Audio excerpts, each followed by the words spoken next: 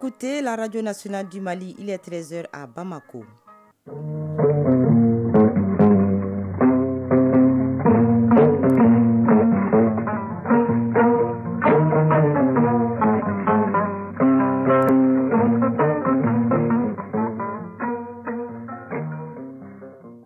Le journal Tenemba Mounikata. Bienvenue à la deuxième édition de Mali Actualité. Séance d'échange entre les législateurs des transitions maliennes et burkinabé. La délégation du Faso poursuit son séjour à Bamako. 1035, c'est le nombre de dossiers sur lesquels doit se prononcer la Commission nationale d'établissement des listes d'aptitude. Il s'agit pour elle de délivrer des quitus d'évolution ou non aux enseignants du supérieur et autres chercheurs. Chronique environnement, quand le plastique se révèle être vecteur de pollution de l'environnement et du cadre de vie. Sport avec Ari Djoumatina, football au plan national, la liste de l'ancien président de la FEMAFOOT sort victorieuse des élections de l'Assemblée générale extraordinaire. Mesdames, Messieurs, bienvenue. Les membres de l'organe législatif du Parlement burkinabé continuent leur séjour dans notre pays. La délégation a eu hier une séance de travail avec les membres de la Commission des affaires étrangères, des Maliens établis à l'extérieur et de l'intégration africaine, ainsi qu'avec les membres de la Commission défense et sécurité de l'Assemblée du CNT. Les deux rencontres visent à partager les expériences respectives sur les pratiques parlementaires et dégager des perspectives de collaboration entre les deux organes législatifs. Modibo Mariko. Des membres des organes parlementaires maliens face à leurs homologues burkinabés. L'exercice en séance de travail en lui-même magnifie la diplomatie parlementaire entre nos deux pays.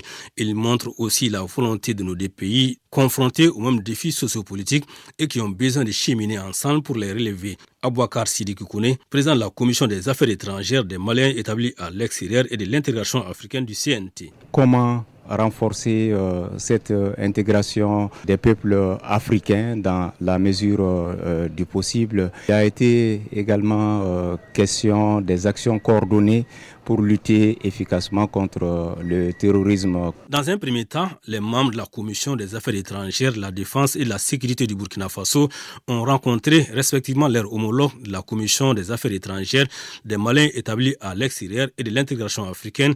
Et dans un second temps, c'est de la Commission défense et de la sécurité intérieure du CNT. Le but est de s'imprégner de part et d'autre des bonnes pratiques et des expériences de travail au sein de ces deux commissions.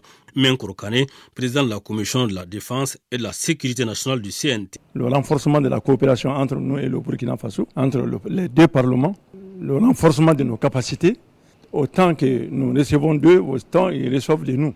Et ça se pose comme un exemple de coopération dans la sous-région. Thomas Traoré, vice-président de la commission des affaires étrangères, la défense et la sécurité du Burkina Faso. C'est un partage d'expérience qui va aussi renforcer notre façon de faire en matière de défense et de sécurité. Aujourd'hui, nous sommes condamnés à regarder dans la même direction comme les enfants de même père et de même mère. Et cet exercice mutuellement enrichissant sera sanctionné par des recommandations qui serviront de boussole pour nos deux organes parlementaires en vue de relever les défis qui assaillent nos deux peuples. Le président de la transition a promulgué lundi le code minier et la loi relative au contenu local dans le secteur minier en République du Mali. La mise en œuvre de ces textes vise l'amélioration des conditions de vie des populations et au-delà le développement durable du pays. Que disent ces deux textes et quelles sont les innovations majeures qu'ils apportent? Le ministre de l'économie et des finances répond au micro de Ibrahima Traoré. Le code a apporté beaucoup d'innovations. D'abord, nous avions des codes qui donnaient une durée d'exploitation de plus de 20 ans. Aujourd'hui, le code a séparé. On a un permis d'exploitation et un permis de recherche. Le permis de recherche, vous l'avez pour 3 ans et il peut être renouvelé 3 fois. Et une fois que les recherches sont concluantes, on vous donne un permis d'exploitation pour 12 ans, y compris 2 ans pour l'installation de la mine. Ce qui fait que la stabilité financière, c'est uniquement sur 10 ans et non sur 20 ans ou 30 ans. Le deuxième aspect, c'est d'abord le niveau de participation de l'État. L'État participe à 30%, plus 5% pour le secteur privé, ce qui fait 35%. Deuxièmement, le mode de calcul de la participation de l'État a fortement changé. Le véhicule également de la participation a changé. Ce n'est plus qu'il faut que l'État écrive ou bien qu'il décide. Maintenant, tout le monde sait aujourd'hui, à partir de ce code, que la SOREM va porter toutes les acquisitions d'actions au niveau des sociétés minières et va maintenant les redistribuer soit aux sociétés privées ou à l'État ou les conserver pour le compte de l'État.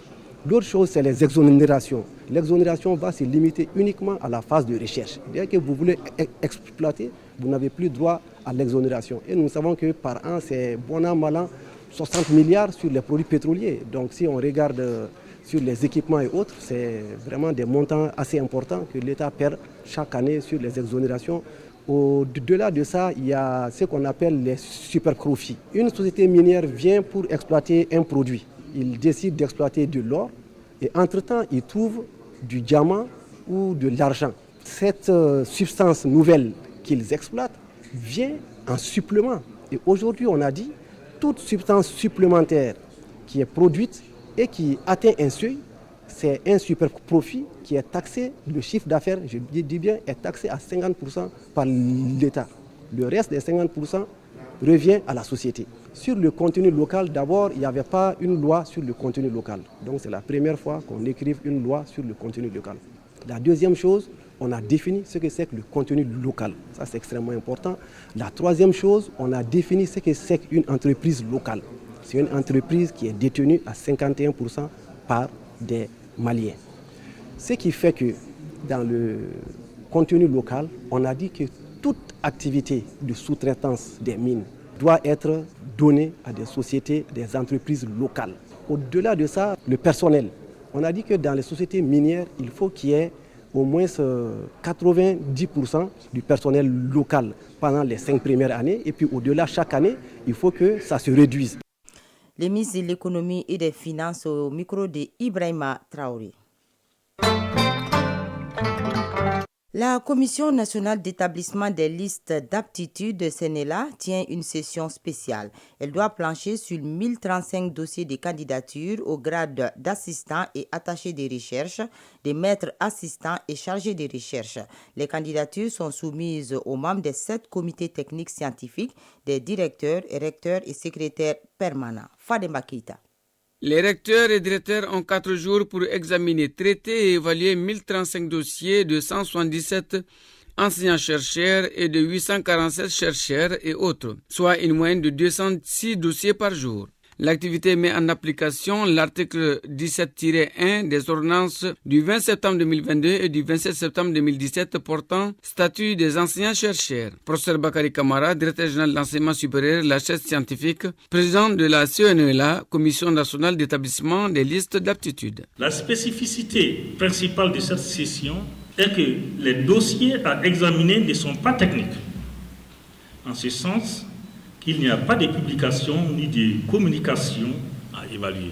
Il s'agit principalement d'examiner les pièces et documents administratifs fournis par les candidats et vérifier leur conformité aux dispositions de l'ordonnance subventionnée. La reçue de la séance d'évaluation exige des membres du comité technique et scientifique vigilance, crédibilité et implication, précise le représentant du département de tutelle, Dr Amadou Wan, secrétaire général du ministère de l'enseignement supérieur, la chaire scientifique. Cette session spéciale est la première étape d'une série d'activités liées à la CNELA. Suivront les sessions ordinaires pour l'inscription des maîtres de conférences, maîtres de recherche et des professeurs, directeurs de recherche. Les recommandations issues de ces sessions seront prises en compte lors de l'atelier d'élaboration des textes de la CNELA pour les enseignants-chercheurs et les chercheurs de l'enseignement supérieur prévu avant 2024, qui consacrera l'unification des conditions d'inscription sur les listes d'aptitude des enseignants-chercheurs et des chercheurs. Cet exercice favorise le bon déroulement des activités pédagogiques et de recherche au sein de l'espace universitaire.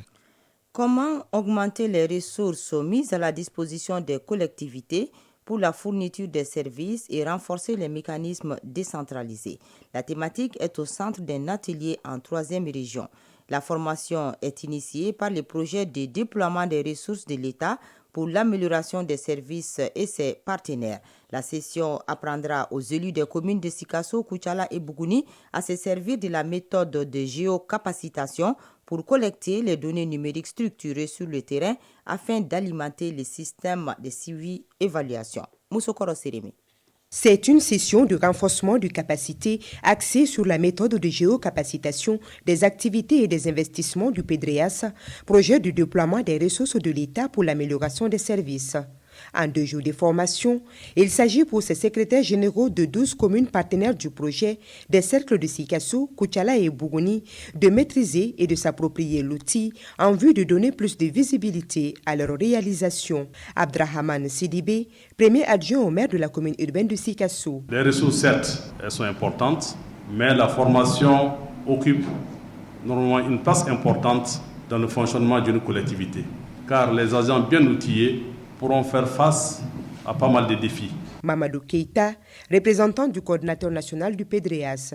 L'objectif visé du PEDREAS est d'augmenter les ressources mises à la disposition des collectivités pour la fourniture des services et de renforcer les mécanismes décentralisés, y compris l'implication des bénéficiaires et utilisateurs des services. La nouvelle méthode dénommée James est conçue par la Banque mondiale pour effectuer la cartographie du portefeuille de projets.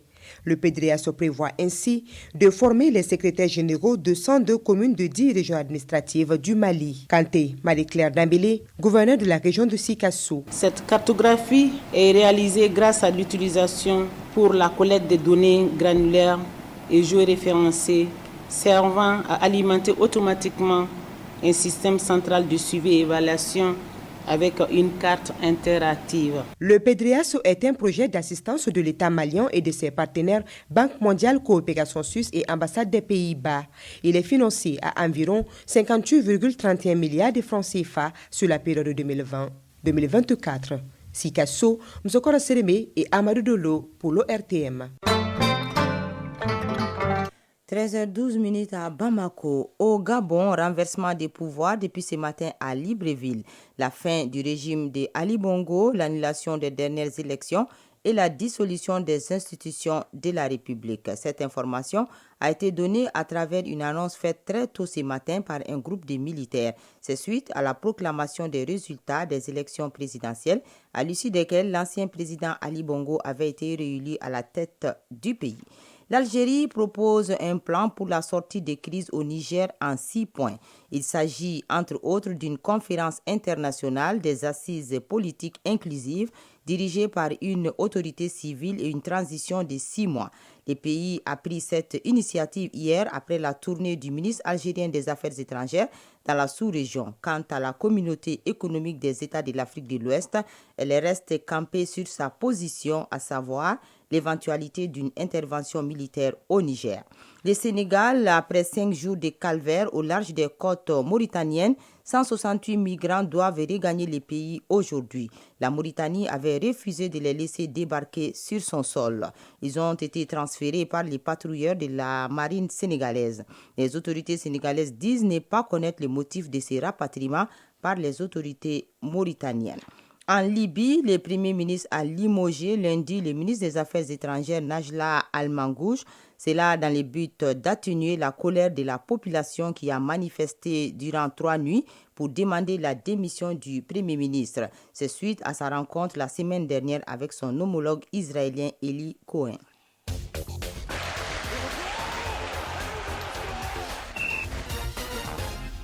L'actualité sportive est essentiellement consacrée au football. En Europe, les transferts des joueurs se poursuivent. Sur le continent, le gardien camerounais André Onana signe son grand retour au sein des Lions indomptables. Au plan national, l'Assemblée générale extraordinaire élective a eu lieu. Le président sortant Mamoudou Touré a été réélu avec 61 voix sur 63. Les développements avec Aridou Matina.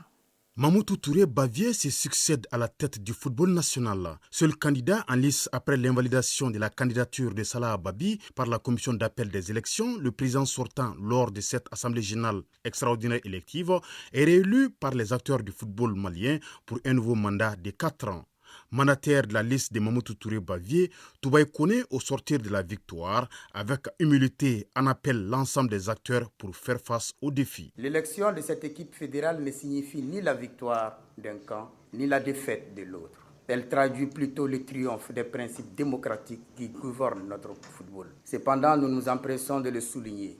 Bavier et son équipe ne sont pas ses vainqueurs triomphalistes. C'est pourquoi nous nourrissons l'espoir que nos frères de l'autre côté vont nous rejoindre bientôt pour qu'ensemble, nous bâtissions le football malien de demain. Les participants à cette assise étaient les délégués des 9 ligues régionales, les délégués des 16 clubs de première division, ceux des 9 clubs champions de deuxième division et les délégués des 3 groupements sportifs.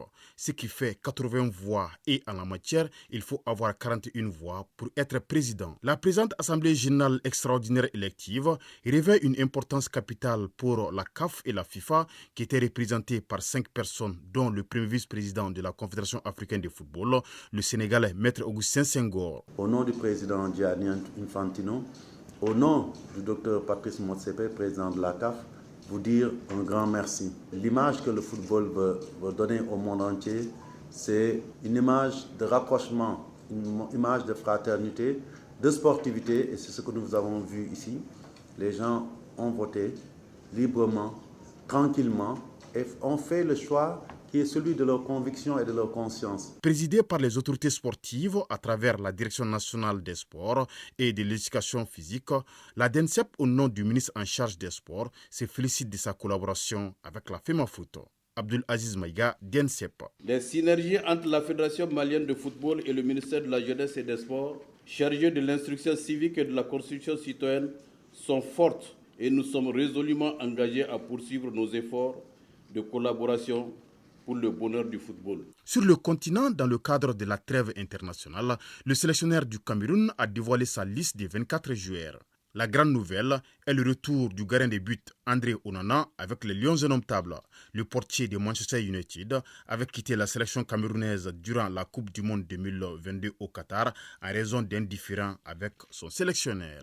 L'Espagnol Jordi Alba met un terme à sa carrière internationale après 12 ans de bons et loyaux services avec la Roja, c'est-à-dire la sélection espagnole. Jordi Alba a porté 93 fois le maillot de la Roja. Il a fait ses débuts sous le mandat de Vicente Del Bosque le 11 octobre 2011 contre l'Écosse.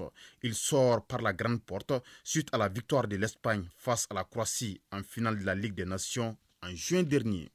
Au registre des transferts, le défenseur français du Bayern Munich, Benjamin Pavard, se dirige vers le club italien de l'Inter Milan.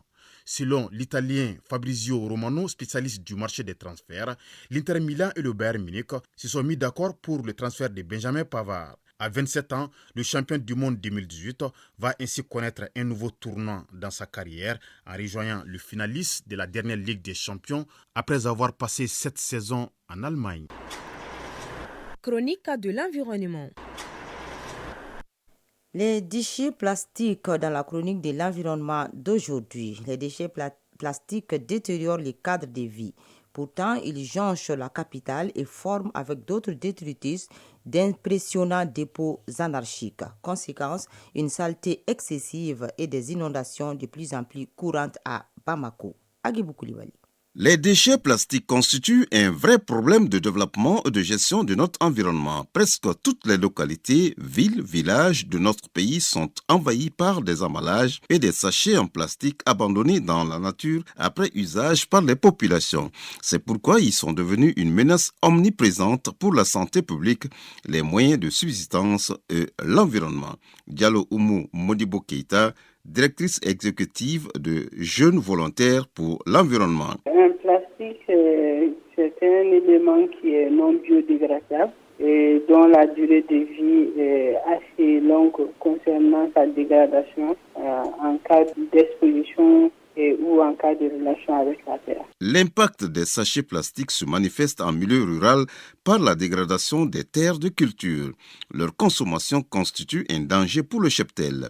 Oumar Lamine Diaby, fondateur et gérant du centre de recyclage et de transformation des déchets plastiques. Ça impacte sur les animaux parce que quand ça se décompose en particules, les animaux les mangent et ce qui fait que en fait ça crée pas mal de problèmes. Et comme c'est du pétrole, le plastique est vraiment très très nocif pour la santé de l'homme. Des acteurs y ont trouvé une opportunité. Ils transforment ces déchets en objets utilitaires. Lamine Dambélé, PDG de Macro-Ouest. Il y a beaucoup d'entreprises qui ont ouvert leurs portes pour les PET, les H2PE, les PPE, toutes sortes de plastiques qui sont réutilisés ici pour faire des chaussures. Pour que ces solutions peuvent être durables, il faut que l'État intervienne. Parce que si ces entreprises préparent ces pavés, personne ne les achète. La deuxième solution est que toutes les industries qui produisent les plastiques, eux, ils doivent être taxés. Les déchets plastiques ne se dégradent pas aussitôt.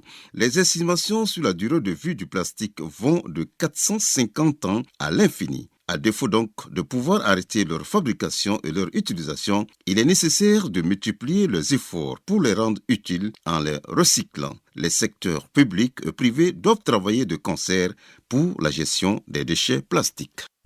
Merci Agibou Koulibaly. Fin de cette édition, une présentation de Tenemba Monikata, mise en onde assurée par Alimata Ouattara, mise en ligne par Cheikh Abdulaziz Koulibaly, réalisation Adam Maïga, coordination Bourama Traoré. Merci à vous de nous avoir suivis.